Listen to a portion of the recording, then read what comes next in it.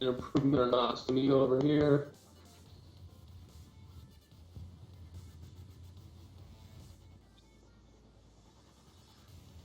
How is this? Is this audio better? Yeah, it's not stuttering. That's a lot better. Okay. I think we'll do with this one. Okay, I apologize for my audio settings here. We're doing this across continents, which normally shouldn't be a problem, but I've got this crappy American internet. All right, so let's reset a little bit. I was just saying that with an Enlightened Tutor and some interesting main deck cards, but really some really tremendously scary sideboard cards: Chill, Warmth, Ivory Mask, Energy Field. We're going to take a look at Ole's deck momentarily, but you can just tell for a mono red deck, these are some really scary tools. Absolutely. So in game one, it's going to be more of a race situation. In sideboarding games, though, it might be less of a race and more about whether Tomas can assemble one of these really powerful enchantments and kind of try to lock out Ole. So let's take a look at the Deadguy red deck that is going to be played by Olle Råde. Here we've got the classic Sly or red deck, I mean, not red deck wins, but it's really a Sly deck, the Deadguy red, Jackal Pup, Mog Fanatic. Ironclaw Orcs and Jackal Pup, that's kind of how it all got started. Mog Conscripts is a card that was in some of the Deadguy red decks, but not others. Here we see 3 copies. It's a good card against Replenish when you're in a pure race, and you just need, and cards like Fire Slinger are not that effective, but Mog Conscripts into Ball Lightning, all of a sudden you're dealing quite a bit of damage. Yeah, not only quite a bit of damage, that's a lot of damage. As long as sorry, go ahead. As long as Olle keeps on drawing more creatures to be able to attack with his Mog Conscripts, he will. That's probably his way to victory in this matchup. And what do you think about the sideboard here for Olle? I'm sitting wondering if he will bring in. I guess we'll bring in all the Pyroblasts to deal with some of Thomas Rosholm's card drawing and also part of the combo chain, as well as some niche cyber cards like Chill and Energy Field, which may or may not come in. Yeah, absolutely. And it's funny that the Ankh of Mishra, it might be good against a slow deck. There's a risk against Parallax Tide that you could end up dealing 8 or 10 or 12 damage to yourself over the course of a game with an Ankh of Mishra against Parallax Tide. But we don't even know if Parallax Tide is going to be staying in. So it'll be interesting to see how the sideboarding goes. Right now, let's head down for game 1 of this matchup between Tomas's Replenish and Ole's Deadguy red. Okay, so the roll here has been won by Olle. So the red deck will be going first, and a very keepable hand here. 1 drop is not ideal with Curse Scroll, but it's really hard to find a mulligan here, given that you have Curse Scroll, Ironclaw Orcs to get things started. Absolutely. And we also see a keepable hand from Rosholm's side. He has his lands, he has his enchantments. He will though need a 3rd land to get the chain going. Right, and whether that 3rd land comes in time could be really important. There's not much that Olle can do to fight back against cards like Replenish and Parallax Wave, but if you don't get the land in time, the game could be over. So that's an interesting aspect of the game.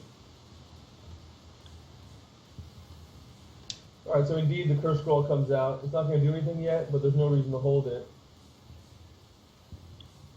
There's another Ironclaw Orcs from Olle's side. Will increase his clock slightly here.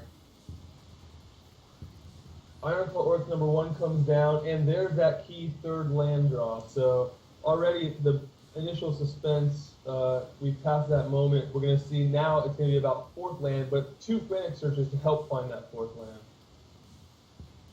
Absolutely. I think I don't think Rosholm will have any trouble whatsoever finding that 4th land. Yeah, and so here we're going to see some of the awkwardness of a red deck from 1997.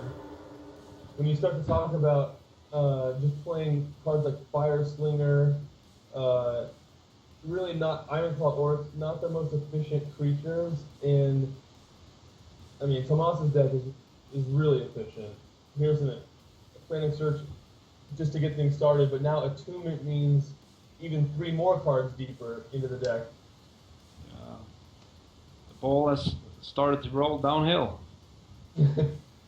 Yeah, we might. This might be a quick one. I don't know that Fireslinger can fight back against what's about to happen. We also saw Olle play Fireslinger turn 3 instead of Ironclaw Orcs. Why is that? Yeah, I'm not sure. What is the card that is being played around there? I guess it would be a Parallax Wave. Maybe you want to put your weaker creature out there, but yeah, I'm not sure. I would have expected to see the Ironclaw Orcs come out there. Yeah. Not that it would have mattered this particular game.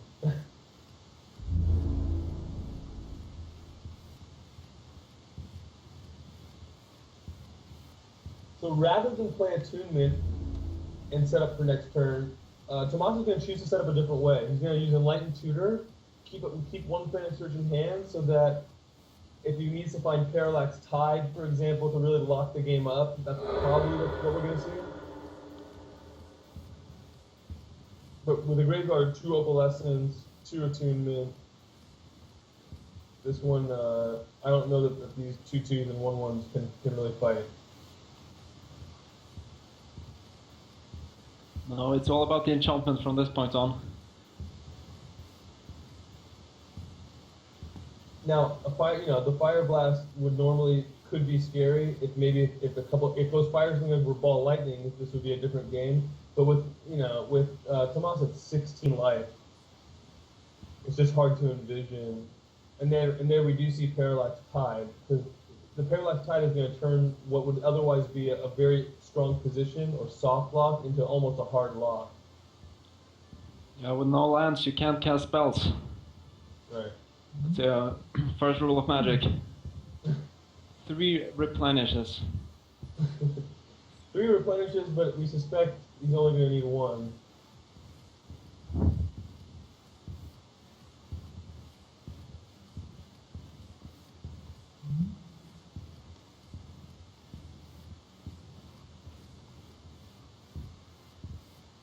All right, there they are. Oh, so excuse me, it wasn't 2 Opalescence, it was Opalescence and a Parallax Wave. So we could see perhaps just a Cursed Scroll might be the only permanent, or just maybe 1 Fireslinger, 1 Mountain. I mean, it's going to get ugly fast. Oh yeah. Now I know why Rosholm picked this deck for this specific tournament. Yeah, there is a decision here with Fire Blast and this last Parallax Wave on deck. There's a decision here whether you want to Fire Blast. What you can Fire Blast the Parallax Wave, you can Fire Blast the Parallax Tide. Unfortunately, you can't knock out the Opalescence. It looks like it is going to be Parallax Tide, so that at least the card you draw becomes active.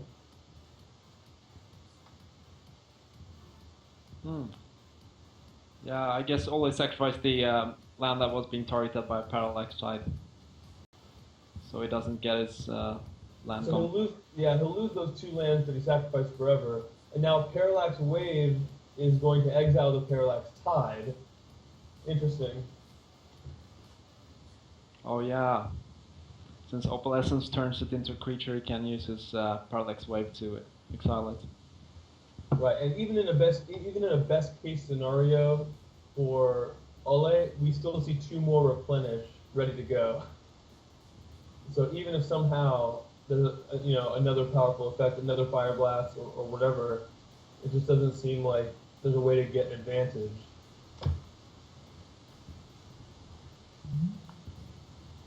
Well, I think Olle's mind is is in sideboarding at the moment. Right. Now, it's interesting, in the sideboard, you do have a couple copies of Phyrexian Furnace, so that is a way to interact with Replenish. So game 1, there's just nothing you can do as you're seeing, but it's going to get interesting. At least it'll get more interesting.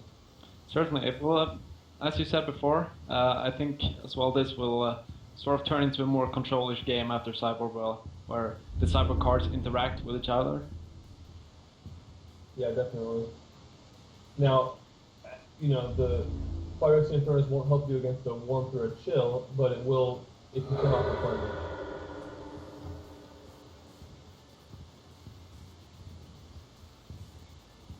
Alright, so Ironclaw Orcs, it can't even block, so there was no reason to Parallax Wave those Orcs, and then Tomas even drew another Parallax Wave. So we're going to see Replenish number 2 here after both of these attunements fire off, and this is just not looking good. Not looking good for Olle still. Not good at all. Take this graveyard and put it onto the battlefield. There we go. Alright, so that's enough of that game 1, and I think that's a very reasonable conception there. It's going to be over the following turn.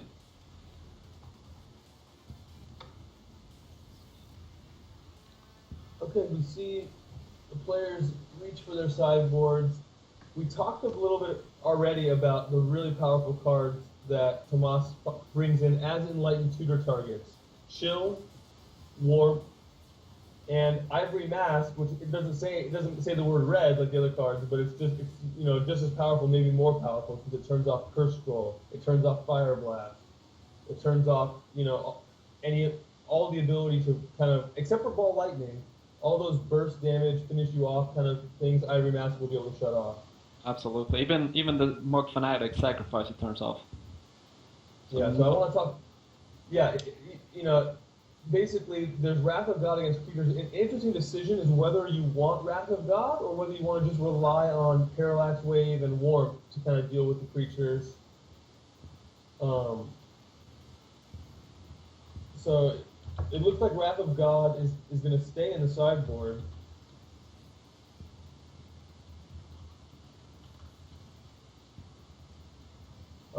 So, Warmth doesn't actually deal with the red creature, but it does gain you, it'll gain you enough life that even Ball Lightning only deals 4. Chill might prevent things. So, I don't know, I kind of feel like Wrath of God is decent here, because the hate cards don't really get the creatures off the board. We actually see Olle opting not to bring in his graveyard hate. He actually leaves his Phyrex Infernuses in the sideboard. Which is very interesting indeed. I think he knows how much the sideboard of games become about Warmth, Chill, Ivory Mask, and how little it is about Replenish. So there's some logic to that. Now I don't think all the Replenishes came out, so that's interesting. Maybe we'll see how this game goes. Maybe he'll stick with that. Maybe he'll switch it up. We can talk a little bit about the history of these decks in terms of what they faced back in their time. Let's head down to this game 2 and see. Let's check in with the opening hands first, and we'll talk a little bit about the historical context as the game goes on.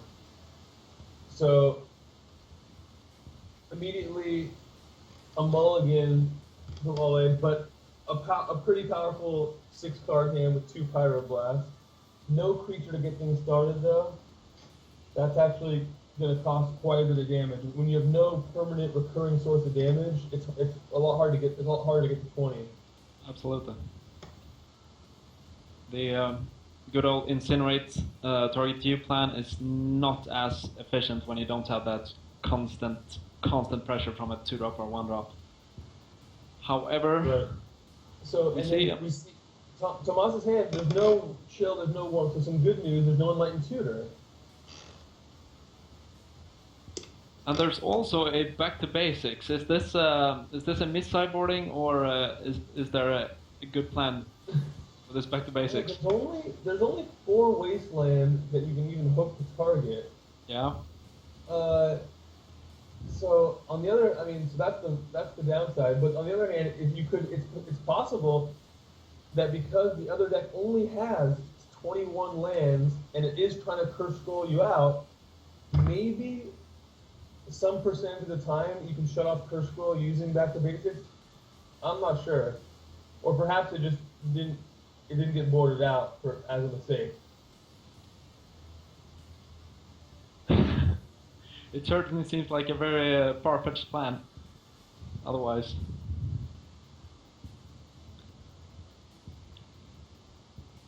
A good thing for all. Oh, there's the enlightened tutor.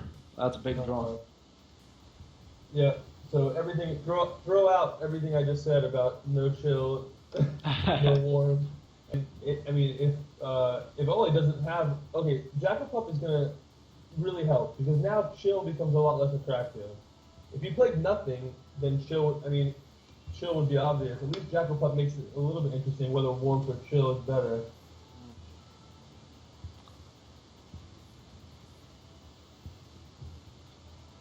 All right, so enlightened tutor. I think the warmth or ivory mask will be the. Yeah, it's warmth. Seems like the better plan in this situation. Just needs to buy time. Yeah, and warmth is going to guarantee that it does something even if Olle is flooded, whereas chill might not be doing that much if you know there's no pressure. So warmth will come down. Jackal Puff, fortunately for Olle, beat it onto the board, so there is that permanent recurring damage source that we talked about. It can be 2 a turn, at least for the next turn or 2.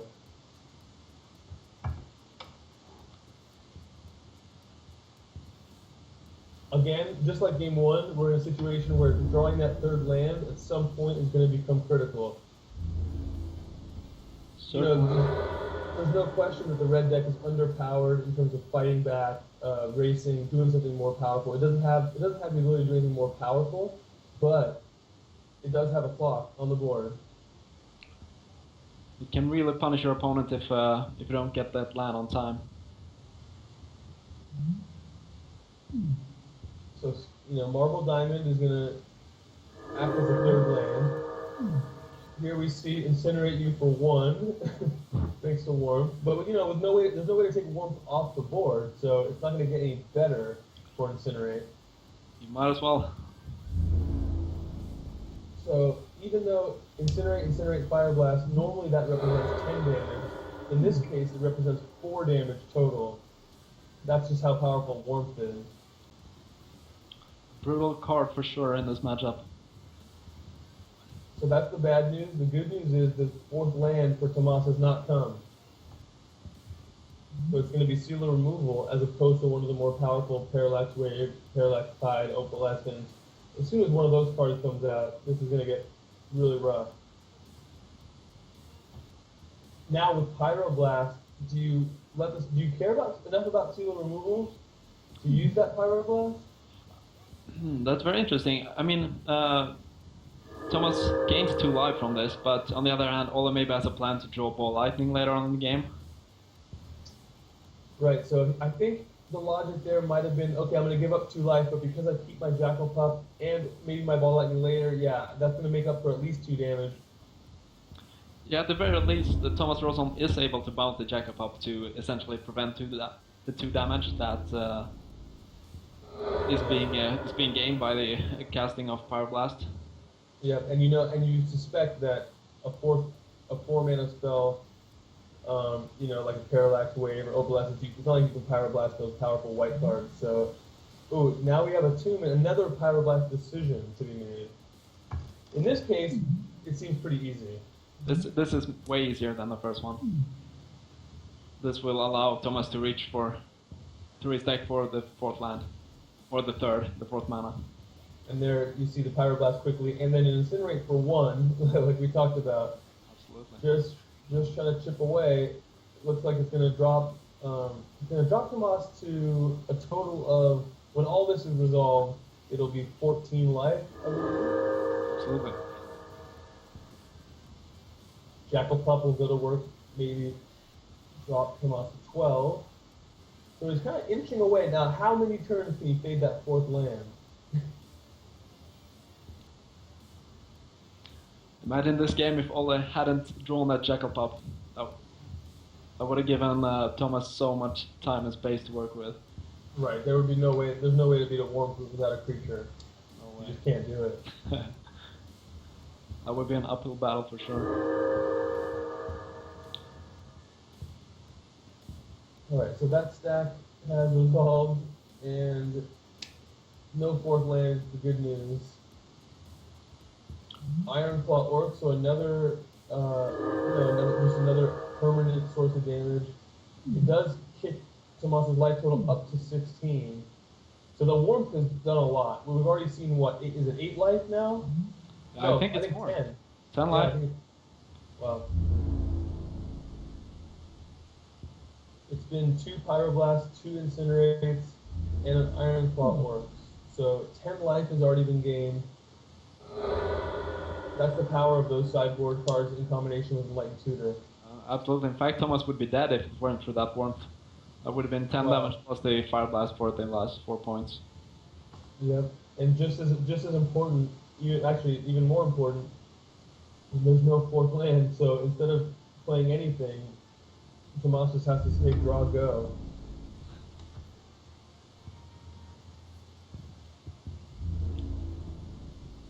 Olle comes in for the 4. Now, you only have to deal 10 damage, but he has to do it through warmth. And still no land for Thomas.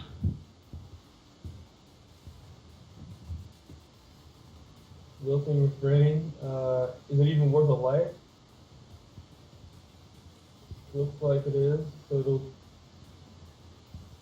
this game could be over. We've got Incinerate down to 8, Attack down to 4. So if Olle can draw a mountain, he can end the game. Oh yes, indeed. So now instead of Tomas looking for the 4th land, it'll be Olle. But Olle also has a few turns to do it. It's not like Olle loses the game if Thomas actually draws the 4th land. Oh, here's a shock. I know Olle is laughing at this point. Yeah, shock. Not the best card against warmth. He'll be able to shock the warmth if Opalescence comes out, but if Opalescence doesn't come out, the shock is useless. Pretty much.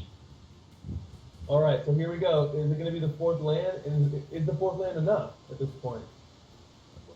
Well, maybe. I think it will be, if Olle doesn't draw land or burn spell in his next turn, I think it will. Oh, here we go. This will be an interesting one. Okay, so only one with no second blue source. There's no decision here. Just play the Parallax Wave to handle the creatures. All right, things just got interesting. Might need to be a mountain here.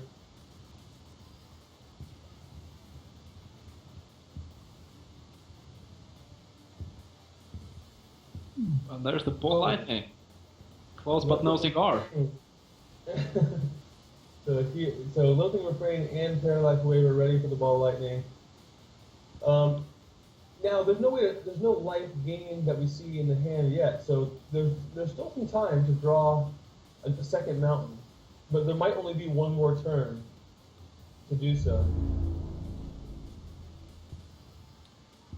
On the other hand, how is Thomas going to apply pressure to Olle? Is it via the Replenish?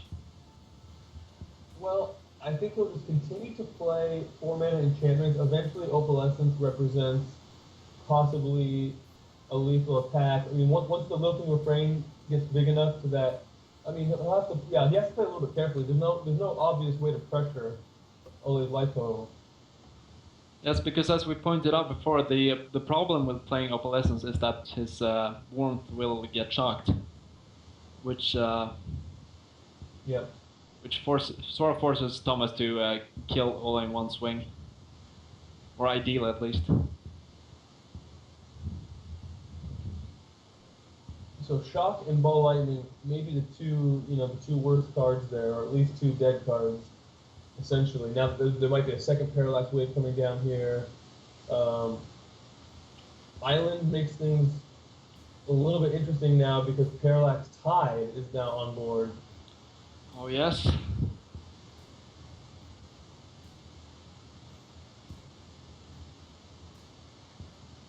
Instead, it looks like Tomas reaching for the Parallax Wave. Paying a life or the Parallax Tide might just kill you in this spot. He doesn't know what's in Olle's hand.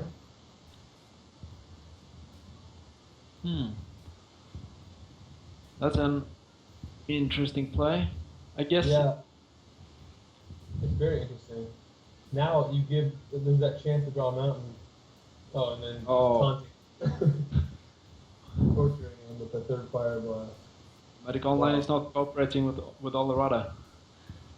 No, it is a 17 land deck. So a 17 mountain deck. 17 mountain. So it's not as if he's going to as many sources as Tomas was when he missed all those land drops. A little bit of payback here. Is this game over now for Olle's parts?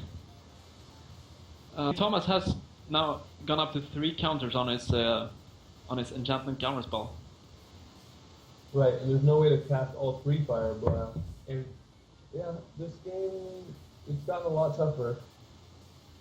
Instead of drawing mountain now, what is the card that you would need to draw if you're all there? Because mountain doesn't do it.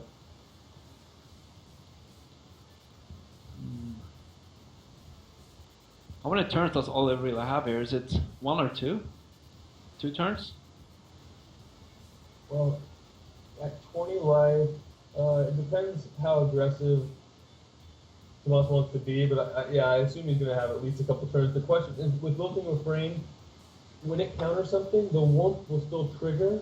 So now you're seeing basically a 6 points of life total, and the ability to counter a fire blast. I just don't know that even with a turn or 2, I don't know what that card could be.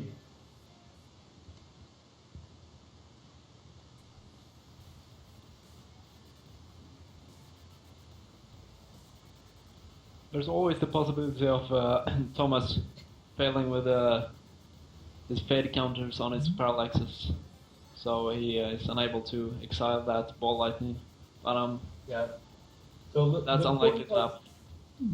Lilting Refrain is a card maybe you haven't seen before if you weren't playing back then. But every turn it gets a counter, and you can sacrifice it to essentially mana leak or power sink for the number of counters any spell.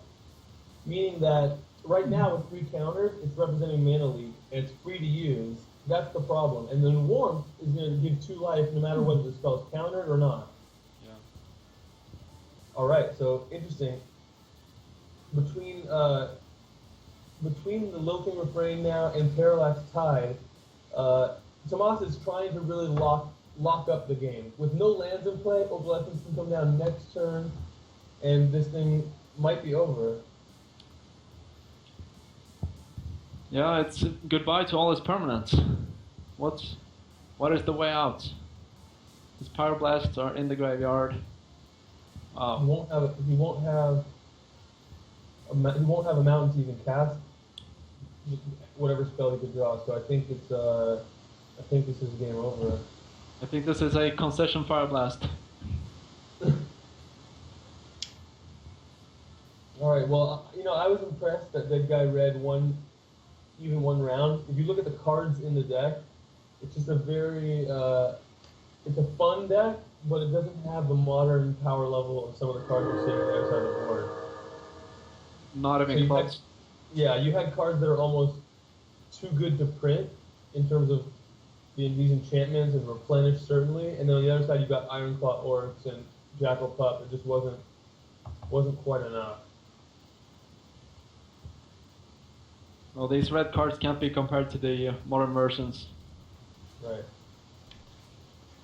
And we will see the second Fireblast being countered by the card I can't pronounce. Yeah, Lilting Refrain. Lilting Refrain. That's okay. That's a little bit of now I feel better about all my name pronunciation, where I say the American version of the Swedish name. So again, I apologize for that. If you're just joining us, this is our first match of the semifinals, and you're about to see the conclusion of this match. The wasteland off the top. So that's not going to be any help. Well, opting to immediately sacrifice it.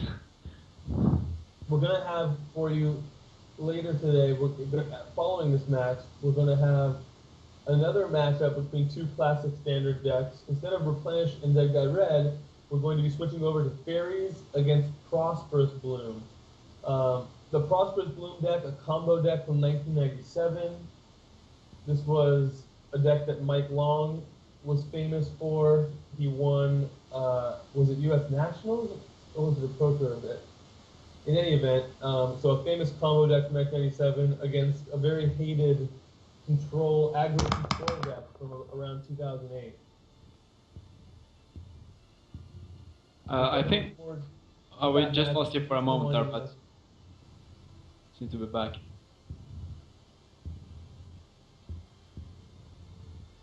So now this one's all but over. It's all over but the crying, as we say.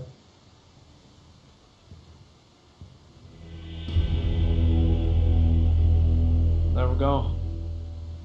I wish he would have somehow tried to kill him with that back to basics, just for fun. But instead, he's going to try to kill him with, okay, that's enough.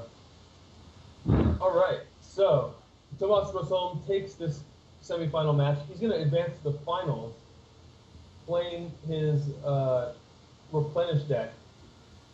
Going against him in the finals, it'll be the winner of Joel Larsson versus Mattias Jorstedt. And I know but neither of those names was pronounced correctly, so I apologize to both the players. But we're going to see an exciting matchup here. ProsBloom. Let's talk about this deck. The goal of the deck here is to kill your opponent in one turn. The way it does that is a few ways of ramping up mana: squandered resources, natural balance. Squandered resources lets you sacrifice lands to make additional mana. Natural balance lets both players go up to 5 basic lands. And then the namesake of the deck, Cadaverous Bloom, that's a 5-mana enchantment that basically turns all your cards into Dark Rituals. Every card in your hand can be exiled to make 2 black or 2 green. In combination with Prosperity, the other half of the way the deck was named, ProsBloom, Prosperity is going to let each player draw X cards. So if all your cards make 2 mana, and you're drawing cards for 1 mana, you can see that you can double your hand size, and then it's not long until usually it's a Drain Life. Yep, indeed in this list, a Drain Life is the kill spell. Let's take a look at what Mattias will be facing up against. Certainly, he won't get to just do whatever he wants. He'll be facing a permission deck, aggro control, Faeries. Elias, do you want to talk a little bit about the Faeries deck? Absolutely. One of the actually most hated decks ever to be played in Standard. And for some reason, Joel, you picked this deck for a fun tournament. I'm sorry.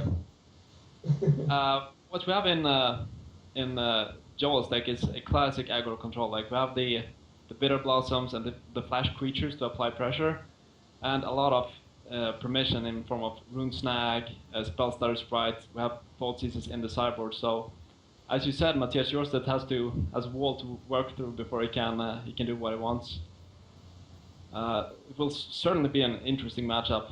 Absolutely. So if we talk a little bit about the historical context here, Faeries in its day, it played a lot of mirror matches. So against other Faeries decks, it played against a Kithkin beatdown deck.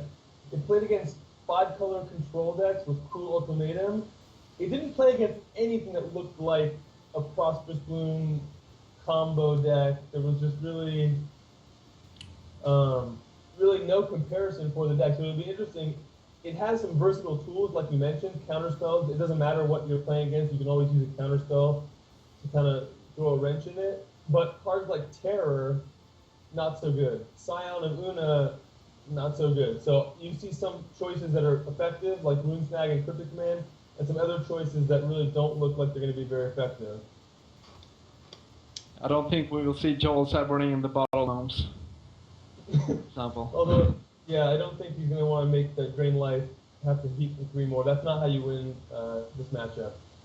So, yeah, after sideboarding, Thoughtseize is huge. If you think about it, another one of the most versatile aggro control, it's not even, it's a proactive card, but it's going to be used in a reactive way here to kind of break up the combo.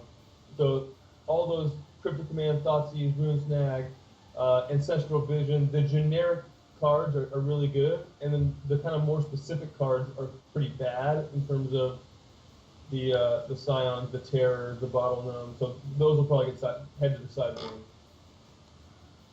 Absolutely.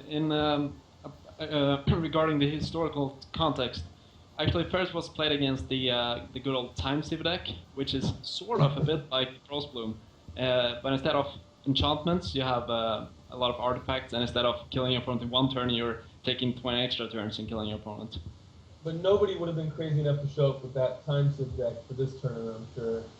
No, absolutely not. That would be ludicrous. Alright, so for those of you who missed the round 1 action, Elias's time sieve deck was not able to advance, so that's why I'm having a little fun with him there. The context for the Deadguy red, sorry, not for the Deadguy red deck, for the ProsBloom deck, a lot of the weaker decks of the time, hammer post, there was red-black stone rain type of deck, there was red decks like the one we saw Olle play, there was decks like Stompy and Survival, those kinds of effects. Nothing that was as efficient. No deck was as efficient as a Faeries type of deck back then. So he's going to be facing something, some kind of monster out of the time machine in this Faeries deck, and it'll be a question of whether some of these old tools, like Abeyance, that was used to stop counters, is that going to be effective? Let's go down for this Game 1 matchup between Joel Larsson and Mattias Jorstedt.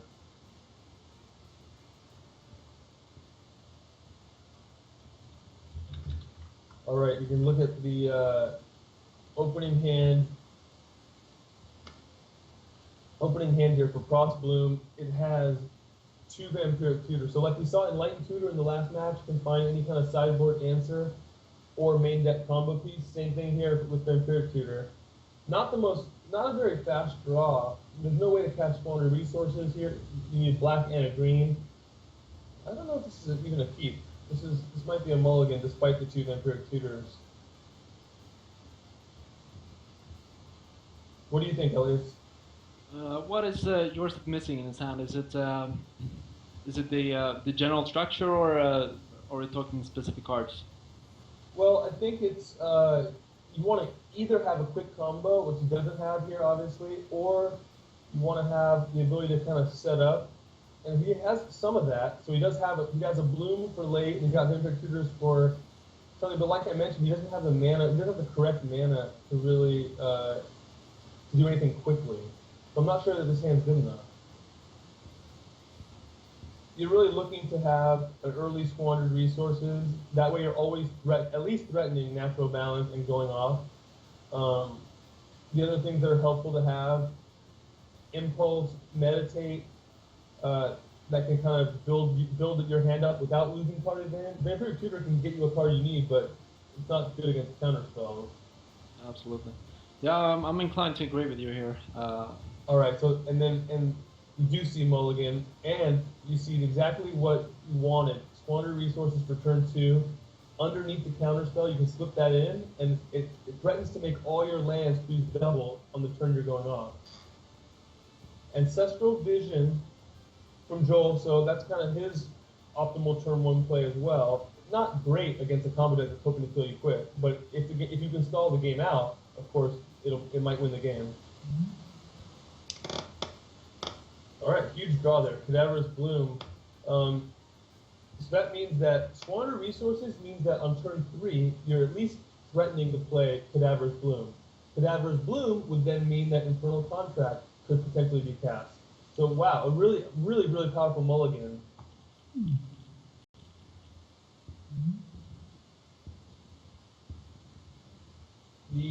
Now the Bitter Blossom and the Rune Snag, normally that's an interesting decision, but here we're seeing, we'll have to wait and see whether a black source is even drawn to cast the Bitter Blossom. Either way, though, it might be correct to get the Rune Snag out. Oh, all right. So Joel says, all right, if you got it, you got it. And we might see a very interesting turn 3. So buckle up. Here we go. Let's see this whole deck in action. Something I've never seen before. So you're telling me that it's possible that Jorstedt can win this round? It's possible. You see that the Squander Resources means that instead of 3 mana, he's representing 6 mana. Cadaverous Bloom would come into play. It would let him cast Infernal Contract with 1 black mana floating and 1 City of Brass in play for Squander. So he basically would have 2 mana and he would draw 4 cards. Any of those cards could be 2 mana themselves. So things get really interesting, and against Faeries, you know that you don't want to give him a bunch of Faeries that you can then use for Spellstutter Sprite. I think you got to go for it.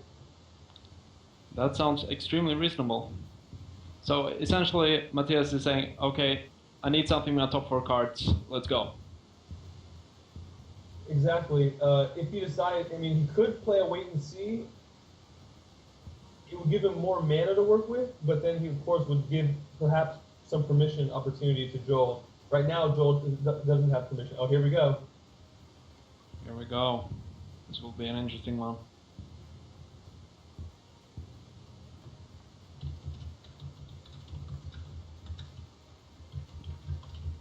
All right, I'm going to tweet out real quick that ProsBloom is going out. I think people are going to want to see this.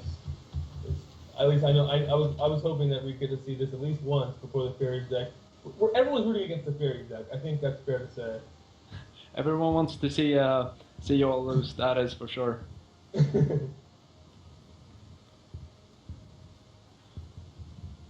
right. So we're on. Now, this is when we saw that the 4 cards do include another card that gets deeper into the deck. It's Meditate. Squander resources, can sacrifice the City of Brass for any color. So here we go. But now, Natural Balance eventually is going to need to come into play. In order for this to be a kill this turn. Wow. So seeing the Meditate and 3 land, that was enough for Mattias to conclude that he's going to stop and pass the turn and just try to get him next turn. I think with playing against Rune Snag, that's going to be good. If Spellstutter Sprite though were to be drawn, then that strategy could backfire. One of the strong sides from Faeries. You're representing way too many cards for your opponent's brain to handle. Yeah, absolutely. But I think with the losing the last blue mana was something that I think that Mattias was not willing to do that. He said, next turn, if I save the City of Brass, it can be 2 blue mana. So I'll just wait a turn. And it looks pretty smart. Rune Snag won't do anything against Cadaverous Bloom because you just discard a card to pay the mana. But will Jorstedt go for it? Or will he wait for... Has he got anything to wait for, or is it just to tunnel side the combo? He's taking a little bit of time here to think about how Spellstutter Sprite, I believe, and what that would do to his chances. But I think he's certainly going to, he showed up to draw cards. That's what he's going to do. Infernal Contract. If this resolves, all right. So there's Rune Snag. Great news. A complete relief. Because all it means is discard that forest, pay 2. Good news for Jorstedt. Yeah, Jorstedt really in the driver's seat here. With 8 cards coming right now. There's Impulse, so just in case he needs to find a Natural Balance or find a possible... Now, you want to try to actually kill without Natural Balance here, because Natural Balance would give Joel 2 more lands. So you don't... Natural Balance is a card that lets both players search up to 5 lands. It's very possible that Jorstedt won't even need that.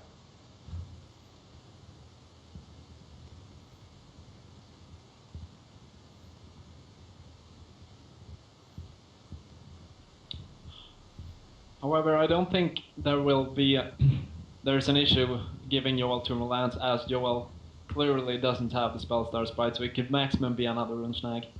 Yeah, that's absolutely a great point. Once the first copy wasn't Spellstutter Sprite, then there's not much on 2 mana that matters. So yeah, if Natural Balance wants to come out, it's not that scary.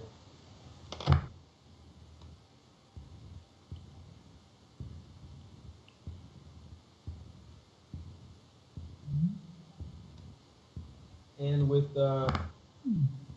to add a blue mana here. Where I think because you want to impulse, you want to cast prosperity at some point. We're probably going to see a natural balance.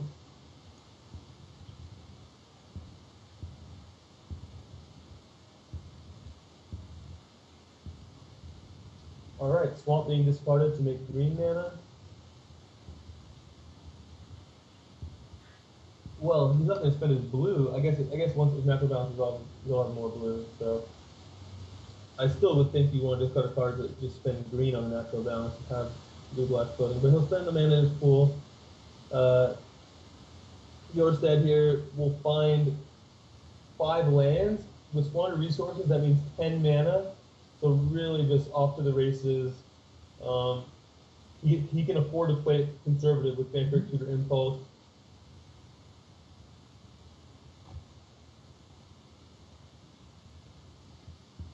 So with the will he now play Vampiric Tutor to find his prosperity, and then impulse it up? Well, now you do have to play around that second Rune Snag now, and since it would be for 4. The other targets, I guess you can't really win without prosperity. You need to start doubling your hand. Yeah, it's not obvious to me how this game's gonna proceed. Maybe you even want to just impulse. I don't know. Prosperity would be for about 7, maybe, and with the ability to play around Rune Snag. Maybe that's enough. Yeah, let's see. 10.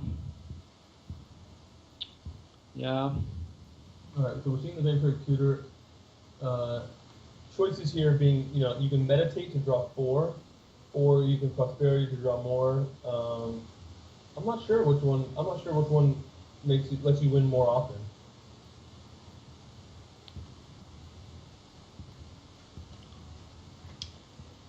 It's going to be impulse, and I didn't catch a look at which card. All right, looks like it was prosperity. Yeah, I didn't catch a glimpse of that, but yeah, and that makes sense because you're able to hear prosperity for I think 7 mana and still 7 cards and still play around Rune Snag. It does give Joel 7 cards to find a spell right? So this game, although off to the races, not clear that by no means is Jorstedt a lock to win here. He most definitely needs to win this turn, being at 1 and having skipped some turns in the future.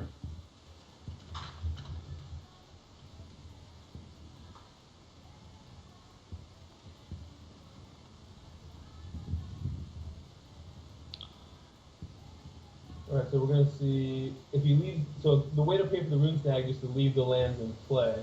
So we're probably going to see, like we mentioned, this is actually a prosperity for 8. And now I see Jorstedt's starting to sacrifice lands. Will this be a... So there's a chance that he ignores the possibility of second Rune Snag. He says, you know what, if you're one of your last 4 cards is the second Rune Snag, that's fine. I'm going to make sure that I win. So yeah, that's an interesting decision point.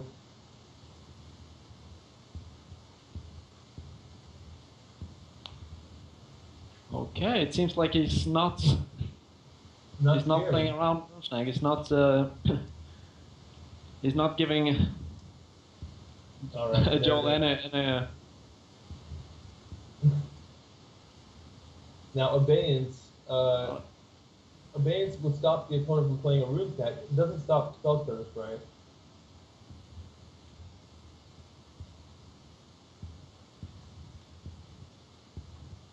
Still a fine place to start.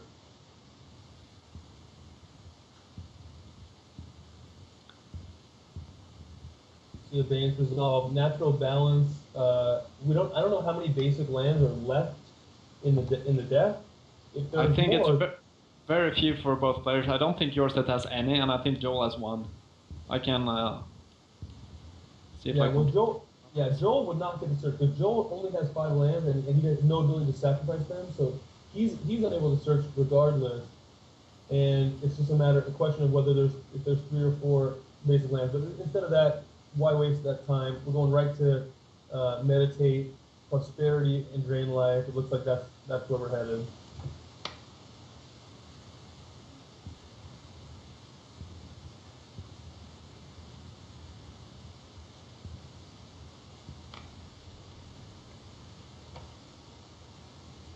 Alright, so right now 11 mana, let's make it 13.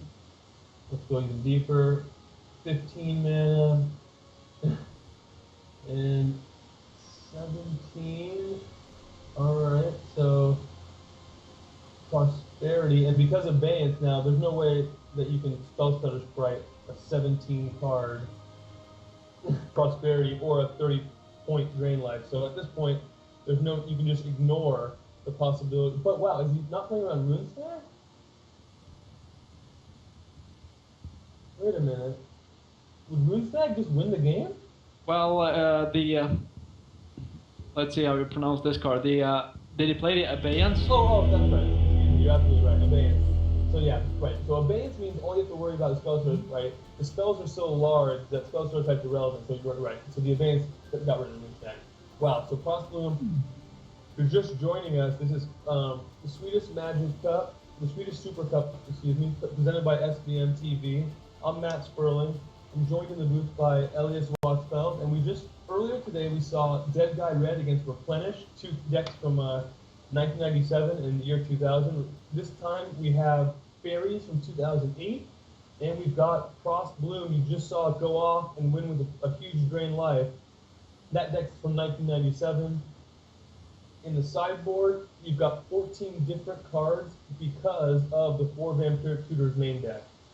So whatever tool that the ProsBloom deck wants to find after sideboard, whether it's Perish, whether it's Energy Flux, even something like Sylvan Library to generate card advantage, Vampiric Tutor finds all of these cards. So it's just a matter of which of these tools do the players want to select from, or does Mattias, want to select from. On the Faeries side, well, let's talk quickly. I mean, Pyroblast, Boil is a card that's normally good against blue decks, but the Faeries deck only has 4 islands, so not that much that's really impressive. We'll switch over to the Faeries side of things right now. What do you like out of the Faeries sideboard if you're Joel? I would probably look for the 4th Thoughtseizes immediately. One thing to point out is the fact that Joel actually has a lot of cards to bring out of his main deck. Sour of Temptation, not that good. Stand of Una, acceptable at most. Terror, yeah, absolutely the Terror Blade. Then alongside Thoughtseize, I would guess he brings in the Negate. Apart from that, there's not much else. Yep, and so for Joel, it's more, yeah, you're right, it's more of a story of all the cards that are underpowered that you want to bring out, and there's not that much that wants to come in. So in some ways it makes things easier. Is Tormod's Crit, now that has no effect on this build of ProsBloom, I think. Let me take a look at the sideboard. Yeah, so that's confirmed. So there's no use for the graveyard here, either deck. So that means that Tormod's Crit will stay in the sideboard. Pepper Smoke can draw a card. Even that might be better than some of the bad cards here, like... Might be, but I don't think so. Yeah, there's not that many. I mean, even Silent Moon is better than Pepper Smoke, so probably just see Thoughtseize, Negate. Yes. I'm pretty confident the Sour, the 3 Towers, and 1 Sign of Una will be brought out for, and maybe even the Fairy is. On the other hand, Jorstedt is playing at least 2 counter spells. Yeah, I think Fairy is probably good enough. It's interesting. You've got cards like Ancestral Vision that are not like, especially on the play. Maybe it's fast enough. I mean, you hope that your Thoughtseize can slow things down, so those probably stay in. If you talk about the reason that this Faeries deck doesn't have specific cards for combo decks, because in 2008, the combo decks, I mean, Time Civ was maybe around, but there wasn't much. There wasn't anything like a turn 3 kill, a turn 4 kill, from a popular deck. So there's not many specific tools, but Joel does have access to these very powerful generic tools, Encrypted Command and Thoughtseize, and Spellstutter Sprite. One of the combo decks, which was at some point prevalent with the Elf deck, was with the Faeries deck. Was the Elf deck, which had a sort of a combo element in it. But that's a creature-based deck, and we see Joel having terrors in the main deck and pepper smokes and damnations in the sideboard. Right. All right. So back at the action here in game 2, both players initially just setting things up, squandered resources just being held because it doesn't want. Jorstedt is content to just impulse instead, build the hand. Joel not playing any permanents either, just saying draw go is that's kind of his role in this matchup. Try to play things at instant speed. Impulse here. Cadaverous Bloom is the missing piece, but Cadaverous Bloom is not really a setup card. So I think Jorstedt just taking a second here to think about whether he wants something like another Impulse, which helps set up, as opposed to a Cadaverous Bloom, which is just the combo piece. There's a land in there. Okay, indeed, the land is that's where Mattias settles, because if you're just playing a draw-go style game, you want to make all your land drops. So that makes some sense. Absolutely. Is this a matchup where Mattias is looking to cast its Meditate when he doesn't intend to combo? I think against no permanence, I'm a lot more likely to play it. It's not much of a permanent, so that I would consider that in the same boat. It's possible that you can skip a turn and draw 4, definitely. Once something like Bitter Blossom and Mistbind Click is out, it becomes obviously a different proposition to try to skip a turn.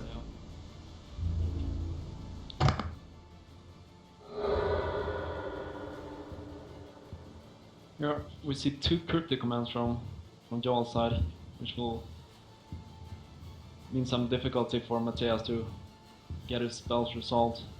Yeah, a really nice setup with Spellstutter Sprite, Mistbind Click, Cryptic Command. It's the kind of thing where you're going to need to see the ProsBloom deck produce 2 things in one turn. The first thing gets countered. Okay, what's my next play? Drain Life, not very helpful. Squander resources, maybe this will get a Spellstutter Sprite. So you start to kind of chip away a little bit at the counters.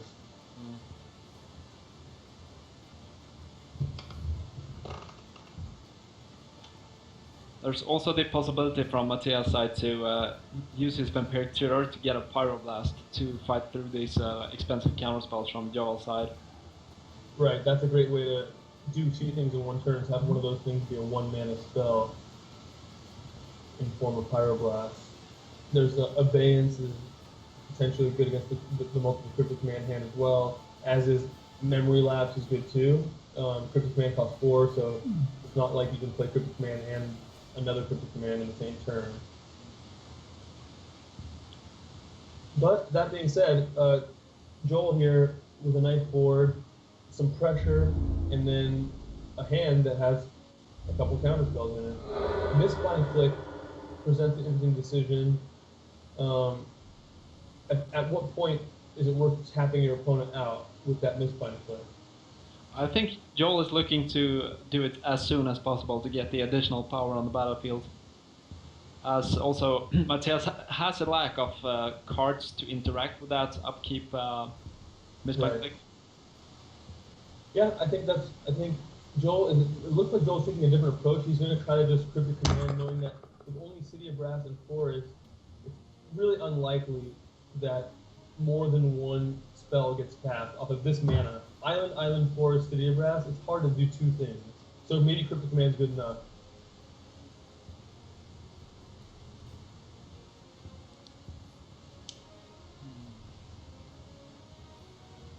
Alright, so just saying go. Mattias just saying go. I think Vampiric Tutor, what is the perfect thing? A swamp? So that you can cast Abeyance with 100 resources? Does that do enough? Wow, Cryptic Command, returning City of Brass. So just as Vampiric Tutor for a land sounded like an enticing play. Well, in the same vein, bouncing a land becomes an enticing play because it becomes even the bottleneck here is mana. And both players are very aware of this at this moment. Oh, that's a huge draw for Joel actually, and negate. Now he has now has all the options a Faerie deck could ever want. Right. So this one looks like it might be headed for game 3. The winner of this match is going to face off against the Replenish deck, piloted by Tomas Rosholm. That one earlier today. That finals broadcast is going to be a week from today. The same starting time of 2100 CET. That's that's 3 p.m. Eastern time if you're in the States. And the format for the next Swedish Super Cup is going to be announced that next week. So next week you get to watch the finals between the winner of this match and the Replenish deck, and you'll get to hear the announcement of the next exciting format. I know this one was so fun. I'm really excited to hear about what's next for the Swedish Super Cup. Here we see finally Misbind Click has joined, and it's interesting that I guess the Cryptic Command kind of set that up because it stalled the land enough that now Misbind Click can take over. Vampiric Tutor responds, but there's no Black Lotus or anything to find. So what do you think is the best thing that can be found here? I'm not sure. Yeah, I think Mattias has to go for the Pyroblast to be able to at least resolve something next turn. Yeah. And so then if you know you're drawing Pyroblast, is that enough to win? So yeah, you can resolve squander resources. You can sacrifice 3 lands to play Meditate, but then what do you have? You just have 2 mana left. I'm not sure that he can afford to go to Pyroblast. Yeah. Because you have to make sure you're forcing through something that's going to win you the game, and just squander resources it's not enough. Absolutely correct. He is under a 2-turn clock at most. He's actually pretty damn close to dying, losing the 2 life from the tour and having the 0 prize in play. But let's say squander resources and Pyroblast, that uses all 3 of the non-island lands, and then you could go island, meditate into natural balance. It's really close. It's really close because he would have just enough mana to cast natural balance, but he would have to draw one off the meditate. Mm.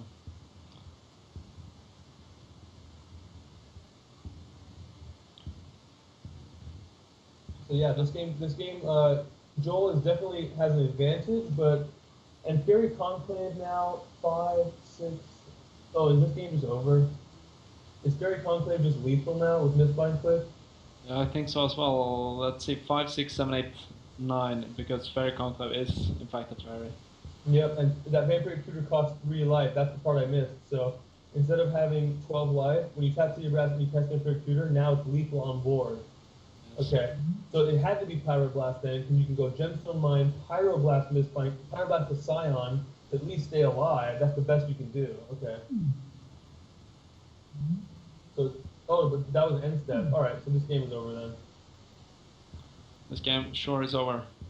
We actually see Jorstedt has his bottom on the concede. Yeah, as soon as that conclave is activated, that's it. Okay, my opponent saw it. Nothing you could do. Okay, so because of the life loss there's just nothing that you can find that matters. So yeah, that's game. Oh, this game was pretty unwinnable for Jorstedt. Right, with I think Joel's hand being what it was. Even if you hadn't Vampiric Tutor and just hoped to draw the perfect card, between Negate and Spellstar Sprite, there's just no way. There's no way to win through that. Alright, so we're going to have an exciting game 3 of this Faeries versus ProsBloom. Faeries playing the role of the villain, the heated deck from 2008. And I think some players liked it. I know that, Paulo Vitor used to play it all the time. People that played it liked the deck. I kind of hated it. Back then I played stuff like Pipkin or 5-color Control. I really hated Faeries, and But did Now, you hate playing against Faeries or playing with Faeries? well, I kind of hated both. I hated playing against it, of course, for reasons everyone says that it's a very efficient deck, and I hated playing with it because I felt like just I didn't like mulliganing into Bitter Blossom, and the mirror match was really tough, and I never really played Faeries enough to become really good at it. So Joel, I think, is a very good Faeries player. He's not worried about that stuff. He wanted a chance to kind of dust it off and play it one more time. The last time before it dusts off on the cabin. Yeah, although Bitter Blossom is now legal in Modern, we have not seen people have any success with it. Guess which deck Joel played at the last Modern Pro Tour in Valencia. Did he play Faeries? Oh, he sure did play Faeries, one of the 7 people. Okay, so perhaps not the last time he was going to get a chance to play Bitter Blossom, but on the other side of the table, this probably is the last opportunity that person would have to play ProsBloom in a tournament. I think that's fair to say. That is fair. I'll buy that. It's technically legal in Legacy, the combo, but I think there's a more efficient way to kill your opponent for 5 mana than Cadaverous Bloom, maybe Ad Nauseam, maybe Sneak Attack. So I think this is a really fun deck of last. Certainly, I make it no secret that I'm rooting for this ProsBloom deck to go all the way. I really like it. I remember playing with and against it many years ago, back in 1997. I was just basically at home. The internet wasn't really what it is today, so you kind of hear about a deck. Wait, what is it? How does this deck work? And then you learn about squandered resources and natural balance one week, and then the next week you learn about Cadaverous Bloom and Prosperity. So it's great to see this deck back in action. Ooh, and now we see the villain Faeries played by Joel Larsson mulliganing down to 5. However, it's pretty much a decent hand. Yeah, Faeries doesn't, we saw it doesn't need that many cards to win. It just needs a couple. It's really the key cards, the 2-mana counter spells, some kind of board pressure. Not really even that important. So it's definitely, you want to mulligan aggressively, and that's what Joel's done.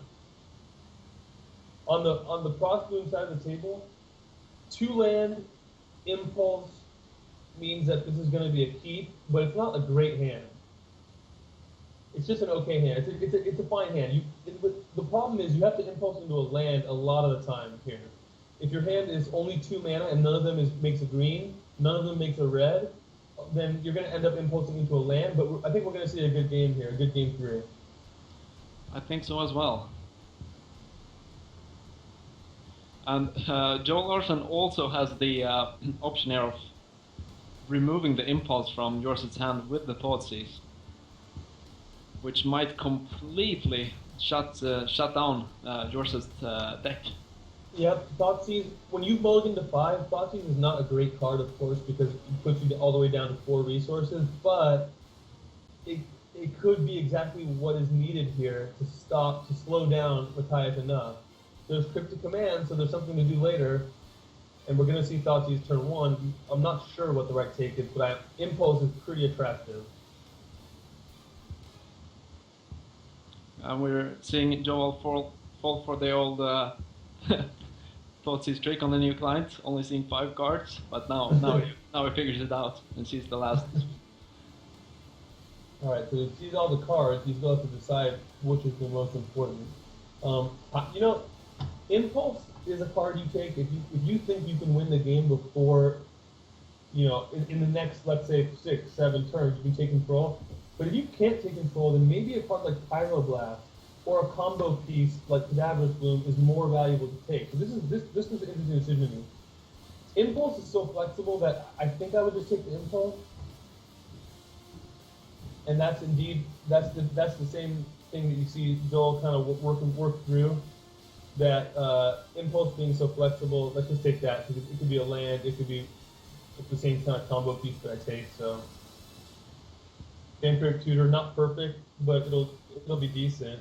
If eventually that Vampiric Tutor is gonna be good.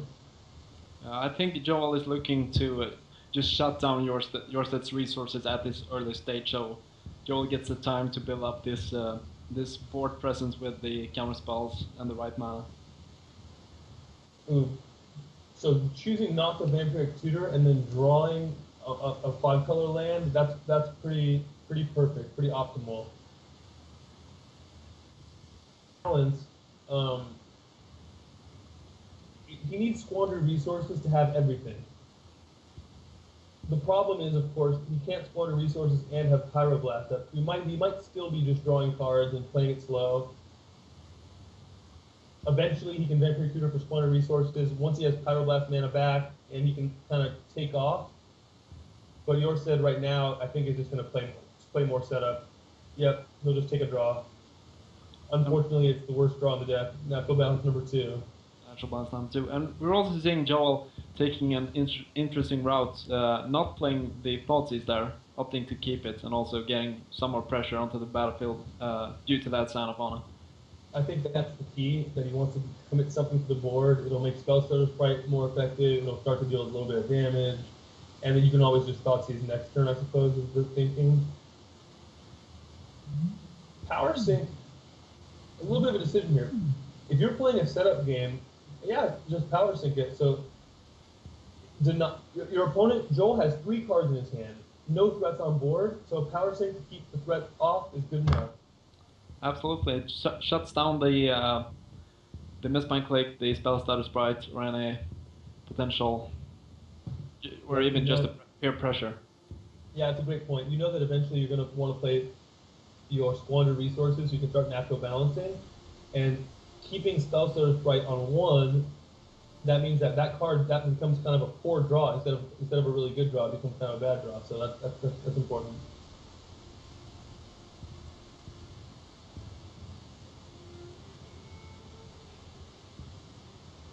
This is a tough decision for Joel. He has a lot of angles to work. Yeah, this is really tough. Thoughtseizing Vampiric Tutor is not a great card advantage. Thoughtseizing Pyroblast is not great either, though, because there's no extra red right now. So indeed, you see the a second Thoughtseize. So instead of, all right, so he gets to do both things he wanted to do: knock out the Vampiric Tutor and knock out either Pyroblast or Cadaverous Bloom. And he goes for Now this is an amazing game here. Both players really locked down on resources, having to rely on the top. Come on, squander resources. Oh, City of Brass. All right, not quite. So I don't think you want to give 2 lands to get 1 land, so you just have to say go. The problem here, yeah, Joel has a 4th land, and not only if you're Jorstedt, do you need an extra, like, you need some kind of card draw. He's missing a lot of pieces here. Yes. On the other hand, he has got a lot of time at the moment to find these pieces.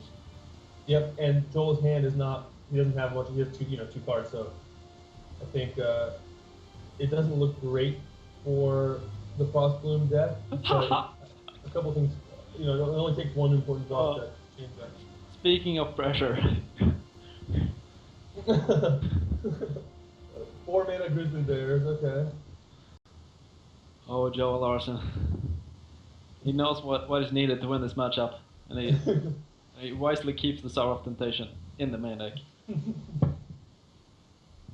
Yeah, that's pretty funny. That means, so, resolving Sour of Temptation in your main phase means that the Cadaverous Bloom comes out, and that kind of blanks the Rune Snag for all time. So now it's just Cryptic Command against whatever is drawn by Mattias every turn. So who knows who's going to win this game?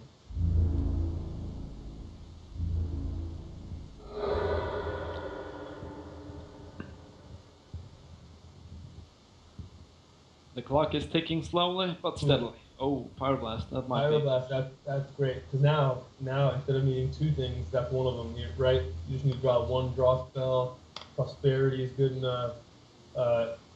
Meditate's good enough. Infernal Contract is good enough. Jorstedt's also wisely keeping the forests because it actually gives him more mana in the end than on the battlefield.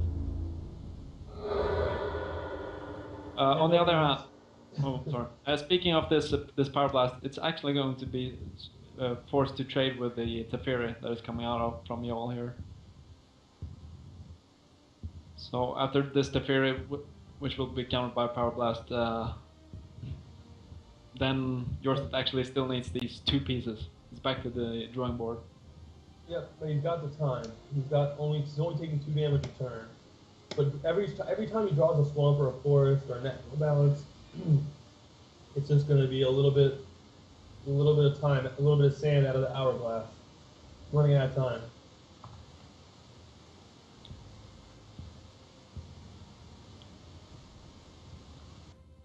I hope Jorstedt comes to the conclusion that this Teferi needs to be countered. Question might be though if he's using Zero Brass or Gemstone Mine. Yeah, I think that's the decision.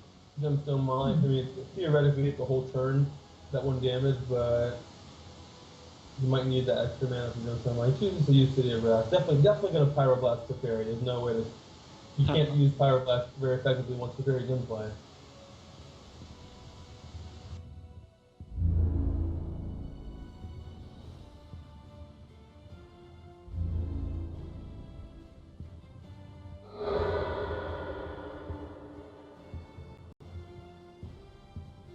I think we have lost your voice here, Matt. Oh, I'm sorry, I had my microphone muted. I was just saying that we're seeing the final game here of the semifinals, and we're going to have the finals for you next week. So next Sunday, we hope you'll tune back in to see the winner of this take on Replenish. Right now, we've got a 1997 combo deck against a 2008 aggro control efficient, machine in Faeries. Infernal Contract is a good, pretty excellent draw. The question is, do you want to run it into Cryptic Command now, or do you want to wait and run it into Cryptic Command next turn? It looks like Mattias is going to go ahead and wait, try to draw a second threat. I think that's his plan. He wants to. He really wants to trade draw steps for as long as possible at this point.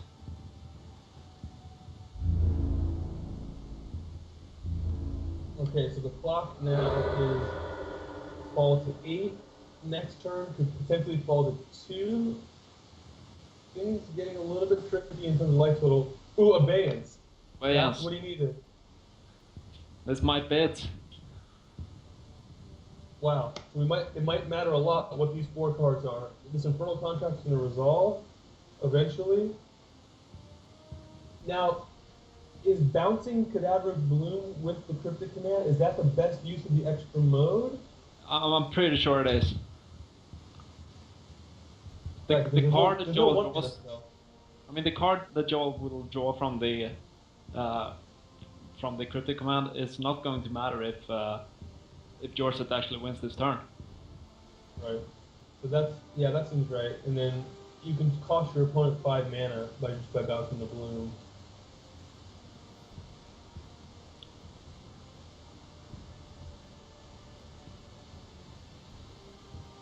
And that is what Joel chooses to do. Ooh, so now you can make.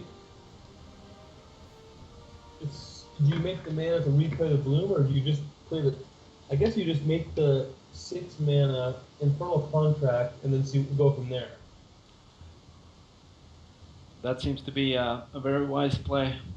He needs, though, I think, to also tap some lands. Eventually, yeah. I'll withdraw that point. Eventually he'll tap his lands, but I think right now you just want to figure out whether is natural balance worth keeping in hand. Probably not.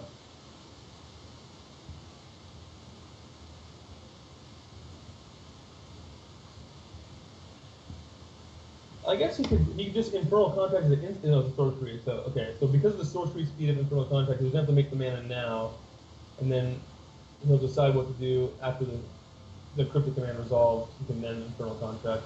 But you can see him thinking about, okay, he's going to keep the natural balance. I'm not sure. I'm honestly not sure which is the better play, to keep the Infernal Contract, to keep the natural balance, or to make 2 more mana. Yeah, we'll see how it plays out. If you draw squander resources, then you'll be very happy to have natural balance. If you don't draw squander resources, then that's the dead card. On the other hand, I mean, he still has the option of doing it when he recasts the bloom. Okay. Yeah, but I don't really understand it. There's no. I don't know why. What's the rush? Why not draw the cards then play the bloom?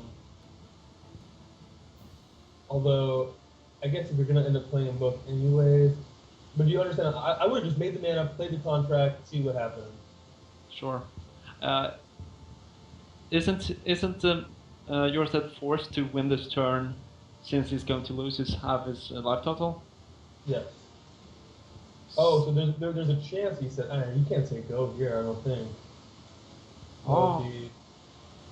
No. Oh. So I think he's just working through it as he goes a little bit. There's black. Okay, let's see. 4 cards. Oh. That's it. That's it. It only takes one bad, draw 4.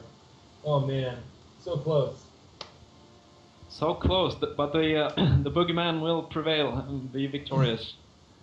All right, so it'll be up to Replenish, and it'll be up to Tomas Rosholm in the finals with Replenish to beat Faeries, and so we don't want Faeries to be the champion of all these cool decks, all these interesting decks, but you know, in fairness, Joel's playing very well with Faeries. He likes the deck, and I think, you know, he certainly. It's not like he deserves to lose. I just hope that someone can eventually topple him. Yeah, it would be amazing to see like someone beating this very, very potent deck. Yeah, I want to before we see the conclusion of this game, I want to remind everyone that we're going to have the finals next week. We're going to announce the new format for Swedish Super Cup, and we'd like between now and then. We'd love to hear from you about what you think would be a cool format to see. So you can reach out on Twitter, you can reach out on Facebook, facebook.com/SVMTV. The website is svmtv.org. And we'd love to hear from you about what a cool format would be. I mean, obviously this classic standard was great to watch, and the finals are going to be really exciting. And I think I can't wait to see what the next format's going to be. I'm also posting links in the Twitch chat for those interested.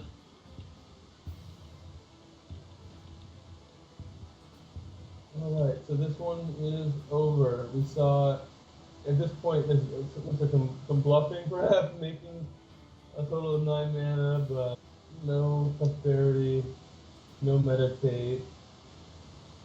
That's game. All right, well, I want to thank everyone for tuning in. I really want to thank SVM TV, the guys there, for letting me join. This was a lot of fun. I want to thank Elias in the booth with me here. Hope to see you guys again soon, and we hope to see everyone tuning in next week for the finals, Replenish against Faeries.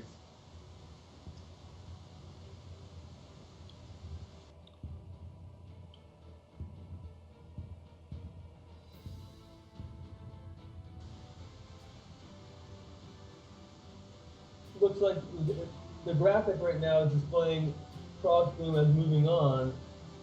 I don't think that was the result. We have to do a little correction on the graphic there. So we actually have a finals matchup between Joel Larsson, Tomas Rosholm. That's going to be really exciting. We can talk about the matchup a little bit right now. The Replenish deck doesn't have a ton of threats. I mean, it just has 4 Replenish, it has 4 Parallax Tide. Parallax Wave is, you know, a little bit of a threat, but Parallax Wave is not really, you know, it's not that troublesome to the Faeries deck. But it doesn't have that many cards you have to counter, but if it does resolve one of those cards are extremely powerful. I mean, there's no card in Joel's deck that's as powerful as Replenish. There's no card in Joel's deck really. There's no card that's as disruptive as Parallax Tide, which wipe out your opponent's mana. So if one of those cards slips in, I think this is going to be a really interesting match. Who do you like so far in this matchup, looking at it right now, between Faeries and Replenish? I think Joel Larsson's Faeries deck is favored. But we must not forget about the card Lilting Refrain, which I think is going to be absolutely huge in the matchup. If Rosholm is able to resolve some refrains, that will certainly change the outcome. And we also must not forget about Ivory Mask, which I think can be a really good card against not only Thoughtseize, but the 4-mana. Let's see if I can remember the name. Mistbind Click? Yeah, the Mistbind Click. I think that having Lilting Refrain and Counterspell, those are really efficient ways to fight back against Cryptic Command that are going to be really important, like you mentioned. And the other thing is just that Parallax Tide is a card you have to counter, and then when you do counter it, it goes right into the graveyard for Replenish. So that's another thing to look out for. Absolutely. I think it will come a lot down to if Joel is able to put the correct amount of pressure on Rosholm, so he doesn't allow him to get all these cards into the graveyard and build up the mana to protect his Replenish with his counter spells and his Lilting Refrains. Yeah, I think that's right. It's going to be how many threats does Tomas draw? What kind of clock is Joel able to put him on? Is he able to have a fast draw that really makes him do things, makes him kind of rush things, or is he going to be able to sit back and build up a Lilting Refrain? Sit back and build up with attunements and play and all kinds of things. It's going to be a real fascinating match. I think ProsBloom, my favorite deck of these 8 decks that initially joined, is now eliminated, but we did get a very exciting finals between a permission aggro control deck against a combo deck that has a little bit of permission too, and then some really, really powerful 4-mana spells. Alright, so, sorry, go ahead. No, I had really nothing interesting to say, so please. Alright, well, again, I want to thank everyone for tuning in and watching, and we hope to see you next week. I'm Matt Sperling. Elias Watsfeld, thank you again for joining us, and we'll see you guys next week. Thank you.